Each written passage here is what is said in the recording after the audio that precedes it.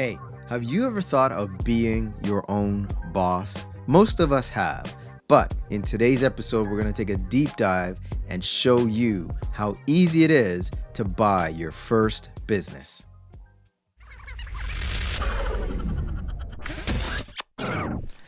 So, what are we talking about today, Charlene?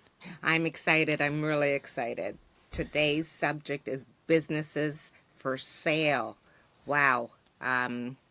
So I guess this is going to be a new series for us, 2 or 3 episodes that will highlight some businesses in the GTA for sale that are affordable. Greg's come up with a list. Yay, Greg. Yeah, me. And we're going to go through that with some questions from me. Nice. Don't make them too hard, though. Okay. Okay. So, yeah, I was poking around and I thought, looking at our concept, what else could there be? Because I think a lot of people are maybe fatigued by the usual real estate story. And in terms of building wealth, this just popped up into my head. I was looking on the commercial side as well, and this caught my eye and just made me sort of realize again, as the market in general is shifting, there are opportunities for investors or people who want to be novice investors to help alleviate the burdens of existing business owners, but also take advantage of the opportunities that are in this market. So I thought we would just kind of cover a few of them, just to give people a little bit of insight. This is not, again, this is not everything, but this is, I believe, to be sort of entry level. So instead of buying a full commercial building, what you can buy is a business. So this would fall into the category of business for sale without property. Mm-hmm. So basically you're leasing space to run this business. Right. So I'll slowly tiptoe through them. Any questions, pepper me with questions and we'll do a deep dive. And hopefully by the end of this little experiment, we have given people some food for thought. Right. So can I ask a question right off the hop here? Of course. Class is in session. So a business, let's say, that's for sale, it does not include anything. Like, does it include the lease cost? Does it include TMI? What does it not include? Excellent question. It does not typically include the lease. So Okay. what it includes is the goodwill of the business, the business concept generally, the equipment. So if it's like a restaurant, for instance, it includes all the commercial grade kitchen equipment and perhaps even the inventory, right? Like, so if it's a grocery store or, some sort of small business, retail business, it includes the existing sort of inventory. Beauty salon, it would be like, all the hair dryers and the stations and all the things that come with creating a hair salon. So it's Right. basically like, think of it as like a turnkey operation Right. that is in a space that is currently being leased. So in Okay. some of them, the lease is, still several years out before, it needs to renew. So Mm-hmm. you can basically take it over. So on top of the price of the business would be whatever the current rent is. So that would be something else to negotiate and look at and Mm-hmm. see if that's within, your ballpark. And those Right. numbers will vary depending on the type of building that it's situated in, the location, obviously, right? So if you're Mm-hmm. dealing with some sort of retail business that it requires foot traffic, the better location, the better or the more expensive the rent, typically. Right. Right. So the contents of the business, as well as maybe the client list. Yeah, and again, it really depends. So, like, if it's a salon and like there's regular customers, and Mildred comes in every 6 weeks to do some, that person is then part of that client list. Mm-hmm. But also it's the frequency and the goodwill that comes with the business. Mm-hmm. If it's a fast food, restaurant, people are familiar with going, once or twice a week to their spot. Right. And that's also what you're buying, right? Like what's the volume of the business? And how many are repeat customers? What is the weekly sales number? Mm-hmm. Like what are they taking in per week? What's that sort of range? Mm-hmm. And what's interesting, you ever walked into a small business or a restaurant or something and thought, as you're sitting there and you're getting sort of mediocre service and thinking, I could do this better. I could, like that's the part that's kind of intriguing here, is that you can take on a business, and if you have a skill set or resources or a background that could impact the business in a positive way, Mm-hmm. these numbers can also be improved. And I think Right. this is a great opportunity for someone who, could be, within or in between, for instance, jobs, or making Mm-hmm. a career shift, or, Right. you want to create a family run business, Mm-hmm. and everyone's sort of scattered and everyone's got, different ideas. This is a really interesting way to create wealth through a family run business. Right. Okay. I That hope I makes a answered lot your of question sense. in there. Yes, it absolutely did. Um, so we're looking at a couple that, well, not a couple. You've highlighted 4 or 5 here that I don't know. To me, it looks good. Like the first one is a beauty salon on College Street in Little Italy for 49,000. Yeah. So 1,600 square foot salon on College Street. So, fully equipped and operational. So these are businesses that do exist today, Right. right? So they are functioning every single day. Mm-hmm. Benefits from a lot of foot traffic, surrounded by cafes, restaurants. Everybody's walking up and down that stretch. Mm-hmm. The layout inside is flexible, so you can alter the business concept a bit, Mm-hmm. right? So if you wanted to sort of tweak the salon idea, or change the color scheme, or add or take away services to that salon Right. mix, you Mm-hmm. can do that. Mm-hmm. There are also lease terms available, right? Mm-hmm. So from the look of it, the landlord wants to retain the business on the property, and they're Mm-hmm. willing to work with the new buyer to find lease terms that make sense for them, so they can carry on and keep going on in perpetuity. Mm-hmm.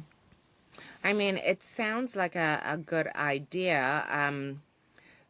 Definitely, if you're looking into anything that goes for businesses as well as residential, you have to do your due diligence, you have to do your research, that sort of thing. But I mean, College Street is a fairly heavy trafficked street, period. Yeah. Um, they do have a lot of parking lots. Well, at least they did the last time I was down there.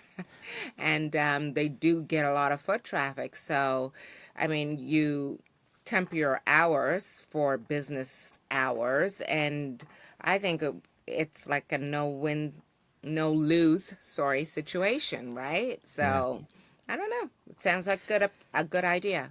Yeah, it's not a bad thing. And I think, where this would really make a lot of sense, let's say, and again, I don't go to a salon, but there are, my wife comes home, and, the guy she goes to ends up leaving one salon to get a chair at another salon.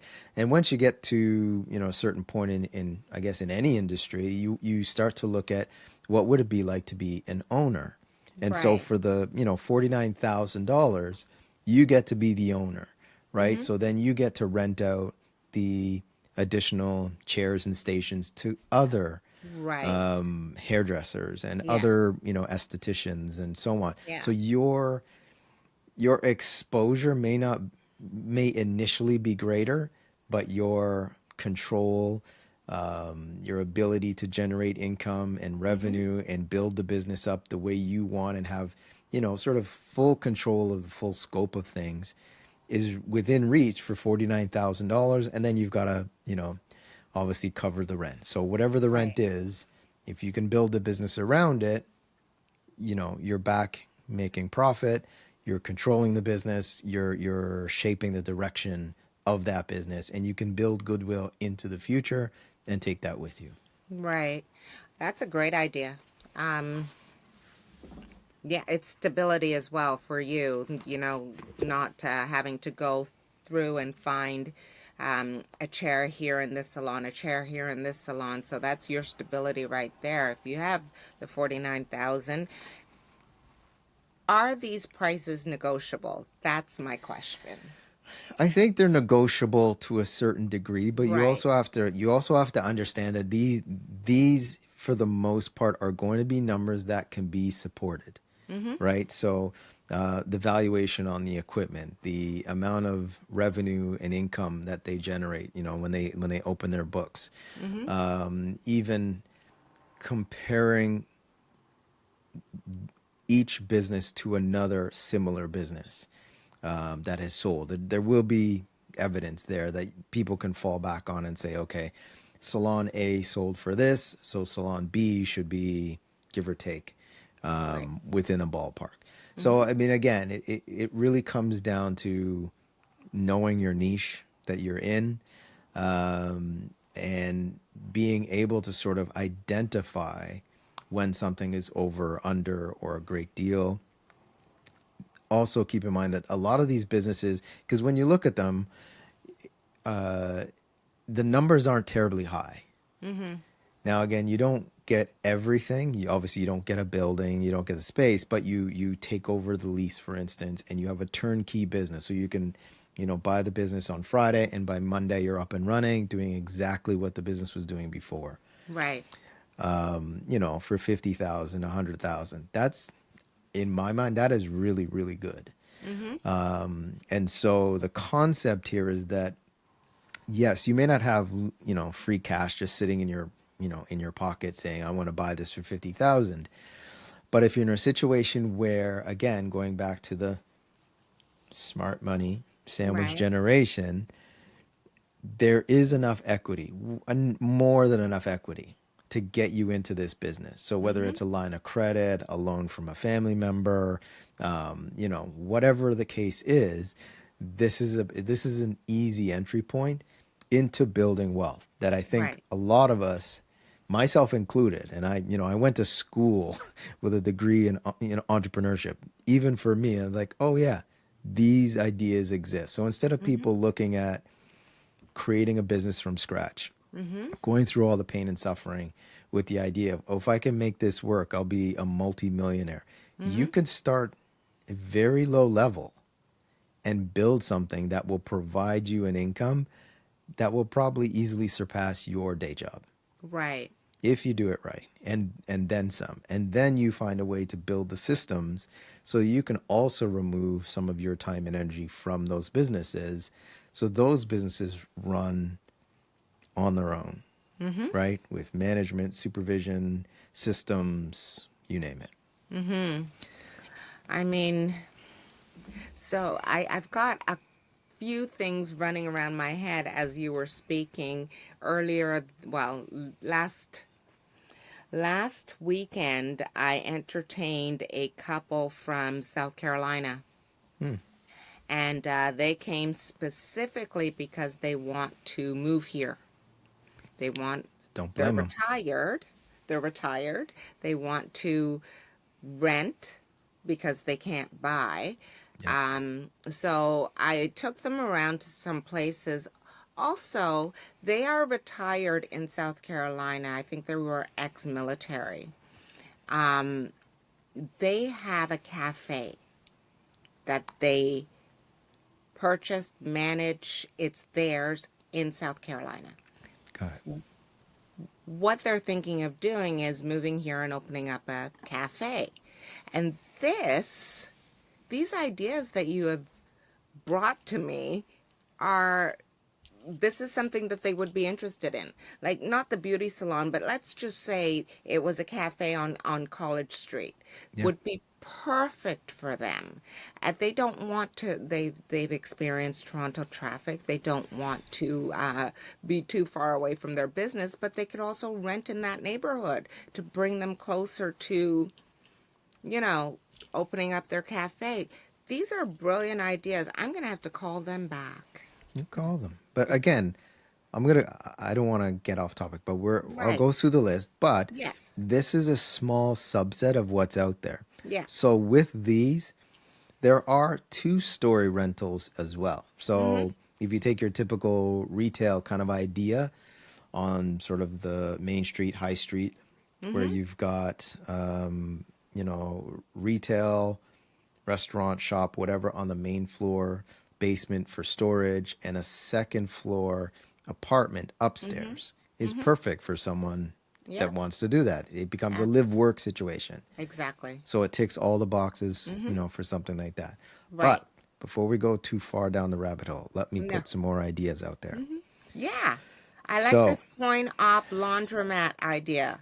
right. So this is a 24/7 coin operated laundromat on Oakwood for $50,000. So you know And those laundromats and you drive by and you think, man, I'm glad I have my own washer, dryer, and laundry room. right. Now that I look at this, I'm like, but if I owned a laundromat that was running 24/7, it's a cash business. It includes 14 washers, 12 dryers. It is turnkey, fully equipped with all equipment included in the price.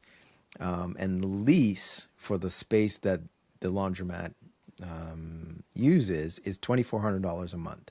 So $600 a week to run the laundromat.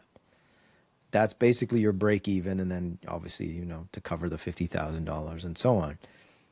This is an amazing concept, and there's some people in the States that I've followed, business people, and this is where they've made their money. Yeah. Just hundreds of laundromats I all was over going the to country. say, I've listened to one in particular tell me that laundromat is a Yeah. great idea, a stepping into that world of you own your own business, you run your own business, you are that person. Yeah. I won't say her name, but she was brilliant. 2,400 a month, 600 a week to, like you said, break even. Location is everything when it comes to this. It is a highly foot trafficked area, not to mention the fact that the rentals up and down the street and even into the neighborhoods Yeah. where people do not have laundry, Yeah. right? They can walk their stuff over here and it's 24/7. So, yeah, yeah.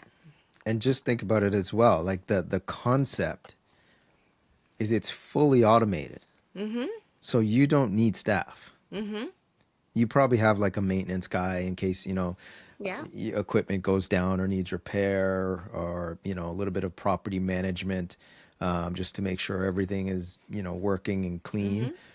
But you don't have to hire anybody. You don't have to staff it. Like that is an amazing concept. So there are a lot of people who say, I want to buy, a small condo and rent it out. This is the same idea for the fraction of the cost. Right. A fraction. Yeah. Like $50,000, Yeah. this becomes a jewel. And Yes. cash businesses, I mean, they make a lot. They make a lot of money. So, I don't see this being a losing situation. And also keep in mind, like, I think a lot of people look at these businesses and wonder, why would someone sell for only $50,000? We'll get into the valuation piece at the end, but a lot of these people, it's not because the business is failing. It's that they've worked the business already and now they want out. Yeah, they want to move on. They So want to they've try made their something money new. and so on. Yeah. So again, these businesses will continue to create revenue and put money in your pocket, actual cash flow, as Mm-hmm. opposed to like if you were to buy a property and rent it to a tenant and say, haha, look at me, I'm an investor, I'm making money. The Right. reality is you're not making cash flow, Yeah. right? If you got a good deal with the purchase and you found an excellent tenant, I would be surprised if you could break like $200 or $300 profit a month. I Right. think that is a stretch. It may sort of go that way depending on when you bought and if the rental market sort of continues to cool. Mm-hmm.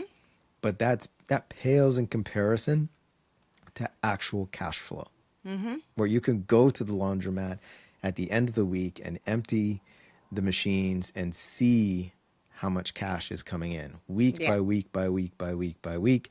You have a proper balance sheet. You've got profit and loss. You've Yes. got, carry forward loss. You've got, depreciation. You've got all sorts of tax advantages that you can use like right from day one. Mm-hmm. Anyways, let's These go on to are the next. these are that is an amazing idea, right? Um, yeah, let's try the next one. Okay, so this one is really cool. A fully automated grocery store. It's on the ground floor of a brand new condo building in Regent Park. It's on sale for $80,000. So there's a new franchise, or I guess newer franchise outfit. It's called Aisle 24. Mm-hmm. So I haven't seen them here, not this one, but Amazon, when I was in the UK, has these stores. I haven't seen any in Toronto yet. But basically, it's an unmanned store. You Yeah. walk in, you get what you need, you punch in a code, and you leave. And it Mm-hmm. bills you. This is the same concept. Mm-hmm. So it's an automated, cashier-less grocery store that requires zero staff. Mm-hmm.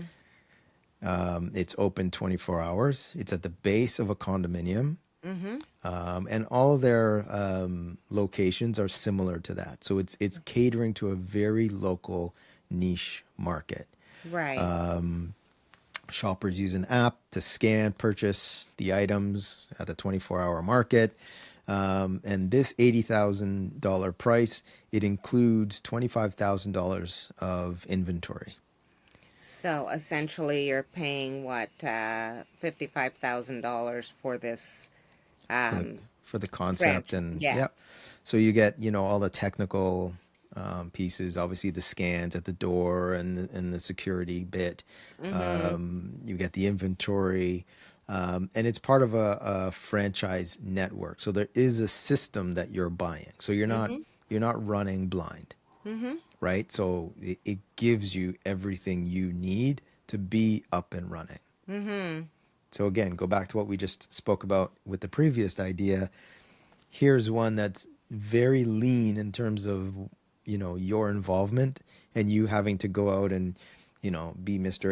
HR all of a sudden and hire and get Right. supervisors and then get junior Right. people. This really is this is ultimate turnkey going into the future. Yeah. Like this is tech. This is, everyone's talking about, oh, you got to figure out AI. I think this is a real concept that makes sense that you can understand today. Mm-hmm. That's a great idea. I may have to put boots on the ground and check some of these out.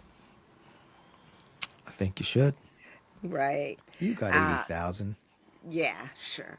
Um, a 1,300 square feet quick service restaurant. Yes, at Greenwood and Danforth. Okay. And if I remember correctly, I believe that one was 99,000. So for $100,000, you could buy the concept, basically, of a 1,300 square foot restaurant, 24 seats, open concept kitchen, takeout counter. It's all commercial grade, so large kitchen with 9-foot commercial hood, walk-in fridge, and all the other equipment. Close proximity to Greenwood Station, schools, and all of the foot traffic on Danforth. Current rent is just over $5,000 a month. So Mm-hmm. again, not exorbitant. So this is a currently used as a Jamaican restaurant, but can be converted to similar concepts and ideas. So, you know, if you wanted to open a restaurant, if that was your sort of goal, Mm-hmm. you can actually acquire something that does exist and Right. retrofit it, change the colors, rebrand, whatever, but you have everything right there. And it's a proven concept.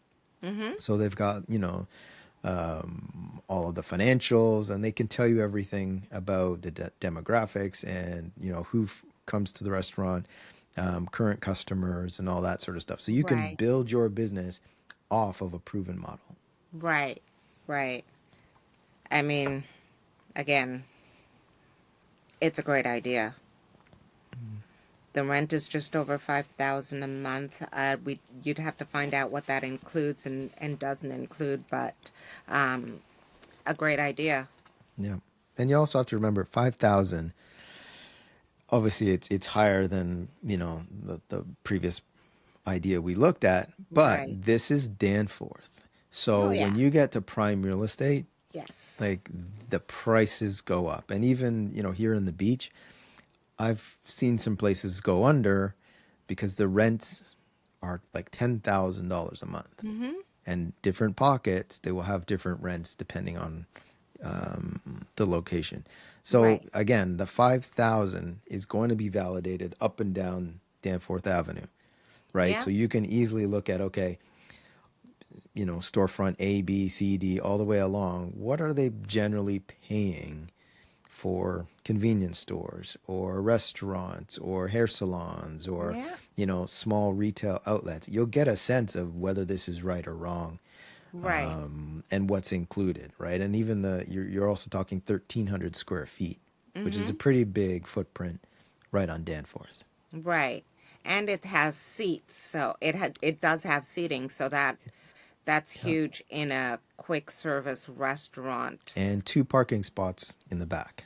Okay. So when you break it all down, I mean, it does Mm-hmm. come with conveniences and all sorts of stuff. And yeah, I like the idea. Yeah, it definitely makes sense. And the next one you highlighted was a franchise, Yeah. Freshie franchise. Freshie. So Yeah, Freshie, I'm not sure if you're familiar with them, but I am. this is a franchise location at Sugar Beach, which is on the east waterfront. Yes. $99,000. So 942 square feet, Mm-hmm. fully equipped, quick service restaurant. So it's close to all of the new condos that are on the east waterfront at Sugar Beach, George Brown campus. This is a recognized brand as well, which is, Yes. you know, and I wanted to put this in the mix just because I think people will also say, well, you know, on this lower end, all you get are these mom and pop, you know, family run businesses with no Mm-hmm. legacy, and, you know, you don't know what you're getting. Here's proof of the opposite. So this is a Right. recognized franchise brand. Mm-hmm. And what they do is they're sort of in the health food, Yes. fast health food sort of space. Right. So salads, juices, veggie bowls, poke bowls, wraps, all that kind of stuff. Mm-hmm. And it again, turnkey, right? So you have the backing of the franchise outfit behind you. You've got a space that's already set up and ready to go. $99,000. The other thing too is some of these businesses, the hours of operation also depend on where they're located. Right. So I'll get to one a little bit later, but if you get one, let's say in the concourse downtown, they really only do the Monday to Friday crowd, Right. and they're not open Saturday, Sunday. So it really is like a traditional 5 day a week job. Yes. So the Freshie franchise, do we know if that includes franchising fees or? I don't believe so. I think Okay. there are other fees. Now, the ones that I did look at, there was a franchise fee for one of them as well, and it was about $20,000, Mm-hmm. which I believe is sort of in the ballpark for most of them. Right. Um, I was just curious because I do know I am very familiar with Freshie and the franchise, so I just wondered if we knew the answer to that question. But yeah, either way, it's perfectly, fine. yeah. And on top of some of these, you may have to pay sort of like royalty fees and that sort of thing. So, and those Mhm. are percentages. Mhm. Mhm. So again, that is based on the revenue that you bring in. It's not a hard fixed number. Right. So the next one is really, wow, This a one, food truck. a Talk about a food thing truck. for the ages. Now, I don't have a problem with a food truck. The questions that I have are, does it work in our location? Because we have what I consider 9 months of winter here. Um, a food truck, of course, it's a truck, and you're outside, and Yeah. there's all those types of things that are going through my head. When we have 50 centimeters of snow, are you going to operate your food truck, or is it just like seasonal? So, are we doing, $109,000 for a seasonal business? Well, the thing is, you're unlike the other brick and mortar ideas. This is your food truck. Mm-hmm. So you pay 109,000. You drive it when you want, how you want, to where you want. Well, I guess you would also need a permit to put it on certain blocks, but Right. that's your business. So Mm-hmm. as opposed to the other ones where you're leasing a space, this is all encompassing. So if you're Okay. not working today, you're just not working today. Yes. If there's snow, no one's expecting you. You're not going that day. Right. So I think from that perspective, this adds a whole different scope to what we're talking about, and Mm-hmm. I think it's a great idea for someone who likes to be out doing those things. Right? Yes. There's certain people who really would like to take their idea and their concept to, a certain neighborhood or market or demographic, and feels good about just wrapping up and then going home, as Mm-hmm. opposed to having bricks and mortar. So I Mm-hmm. think, as when you start to look at things like insurance, security for your brick and mortar facility and so on. This is Right. you in a food truck, and as you said, like a business for the ages. This is something that, like, regardless of your age, you can identify with, Mm-hmm. right? Some people may not know how to drive a food truck, but you'll figure it out. But Right. like like the ice cream truck and all those other Mm-hmm. things that we grew up with as kids, this is the same concept of taking your food, your service, and everything, and taking it out to the market and immediately being able to generate cash sales. Mm-hmm. Yeah, it's a great idea. It is definitely a great idea. Of course, licensing fees and everything else you would have to apply for separately, but Yep. you've got the truck, right? Yep. So, yeah, moving on. An established neighborhood coffee shop in Upper Beach. Great location. Great, great, great location. 129,000, Yep. and it's small. Well, on the smaller side, I should say. Smaller. Yeah. So 375 square feet. Mhm. So there are some pros and cons. Pros being easy to manage and easy to staff. Mhm. It also does have basically like patio out front on the Okay. sidewalk. Mhm. So, there that also gives a lot of exposure to other people walking by, driving by. It includes all the equipment, the coffee and espresso machines, fridges, all the things you need to basically get up and running. And this Mhm. place has been in business since 2008. So the upside there is that in terms of neighborhood, it already has a bit of a legacy. So people are expecting, you know, to go to that coffee shop. They Yeah. see it, they recognize it.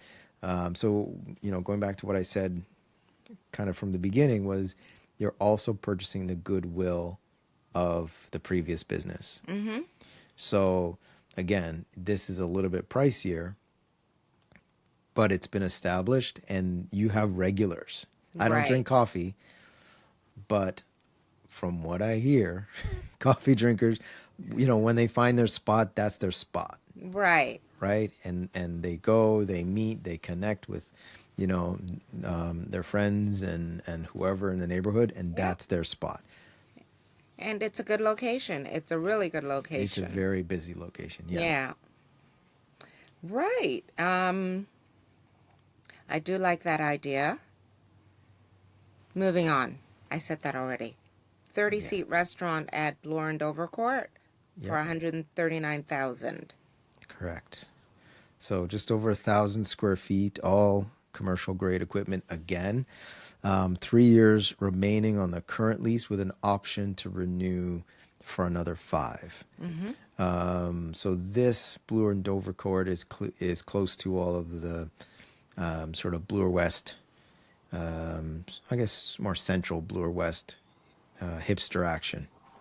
So I think location wise, amazing, close to the clubs and bars and everything on that side, and all very very new. Like when you see the Right. pictures inside, and I'll put some stuff up, towards after we've edited and whatever. But it looks very clean, new, easy to sort of take over and manage. Again, you can change the concept if you wish very easily by And change the cuisine. yeah, whatever Yeah. you want. But again, it's turnkey, it's ready to go. Mm-hmm. Space, location, fully equipped. And that's the other thing too, when you're buying like a restaurant. So for you to create a brand new restaurant, you've got to get all of the right checks and balances with the city and permits and make sure the kitchen and everything is created and set up properly.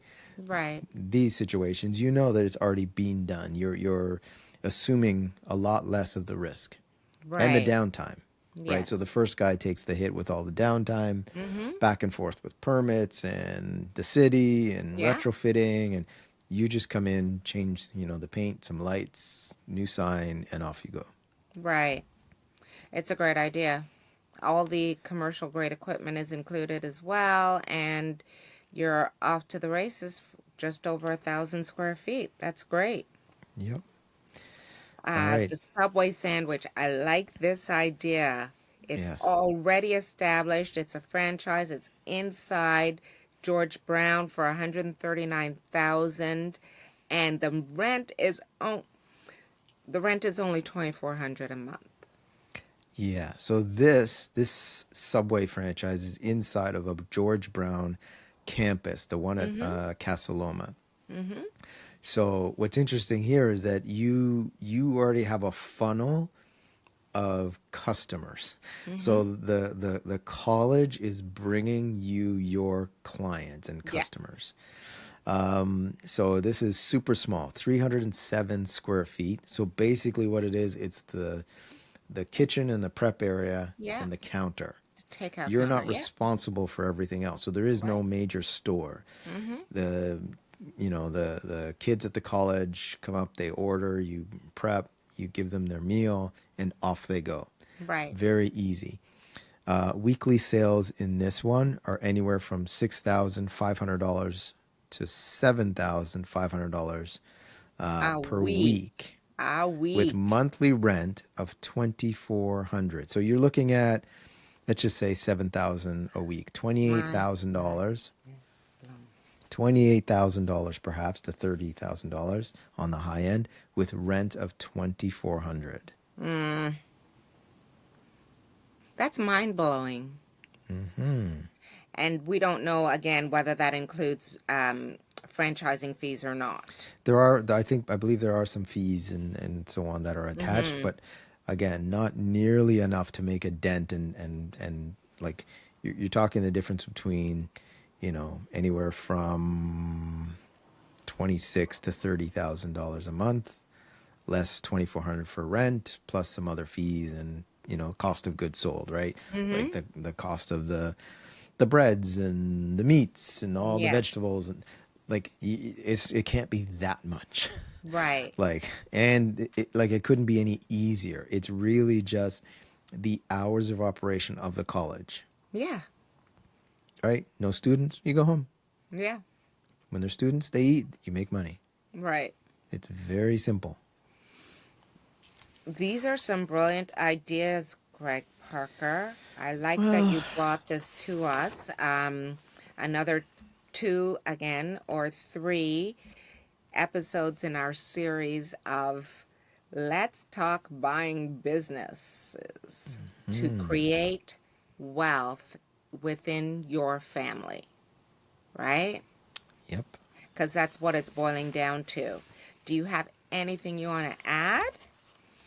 No, I think this is really a good start. I mean, the next time I think what we'll do is a bit of a deep dive into how to value a business and what pieces go into understanding what a business is valued at. Because I think you'd be surprised, as we saw through this list, about how attainable some of these businesses are. Because I think we're bombarded every day with million and billion dollar business ideas, thinking there's no way. Right. But there are everyday businesses that we see that we could, I think, easily acquire for different reasons. People are retiring, and we've only scratched the surface. I mean, we could talk about dry cleaners and mechanics Mm-hmm. and retail at a much larger, broader scale. Like there's Right. so many things here that we can touch on. Mm-hmm. Service businesses, from gyms to yoga studios to Yeah. whatever your passion and idea is.